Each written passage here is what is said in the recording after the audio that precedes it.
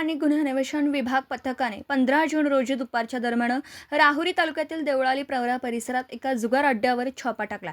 या कारवाईत पथकाने लाखो रुपयांचा मुद्देमाल जप्त करून 8 जुगारांना ताब्यात घेऊन कारवाई केली आहे। 15 जून रोजी दुपारी 4 वाजेदरम्यान अहिल्यानगर येथील स्थानिक गुन्हे अन्वेषण विभाग पथकातील पोलीस उपनिरीक्षक Sandeep Murkute, police constable Richard Gaikwad, Ramesh Raja Attar, Vishal Tanpure तसेच चालक अरुण मोरे आदी पोलिसांचं पथक राहुरी पोलीस ठाणे हद्दीत पेट्रोलिंग करत होतं।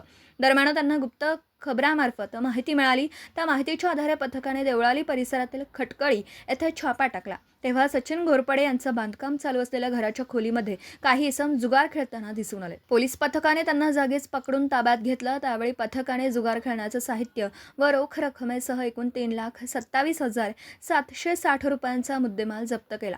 पोलीस कॉन्स्टेबल विशाल तनपुरे यांच्या फिर्यादीवरून आरोपी सचिन दिलीप घोरपडे वय वर्ष 37, दीपक किसन फुलारे वय वर्ष 45, दोघे राहणार खटकळी देवळाली प्रवरा, शिवाजी माधव हुले वय वर्ष 45 राहणार टाकळी मिया रोड, दत्तू कचरू धाकतोंडे वय वर्ष 40 राहणार चांभारवाडा टाकळी मिया रोड, मनोज भागवत पंडित वय वर्ष 56 राहणार लाख रोड कदम वस्ती, शैलेश भाऊसाहेब विधाते वय वर्ष 25 राहणार खटकळी देवळाली प्रवरा, प्रकाश दत्तात्रय जाधव वय वर्ष 42 राहणार टाकळी मिया रोड देवळाली प्रवरा, मुश्ताक बादशाह शेख वय वर्ष 40 राहणार इस्लामपुरा देवळाली प्रवरा, तालुका राहुरी या 8 जणांवर गुन्हा रजिस्टर नंबर 701/2026 महाराष्ट्र जुगार प्रतिबंधक अधिनियम 1887 चे कलम 12 प्रमाणे गुन्हा दाखल करण्यात आला।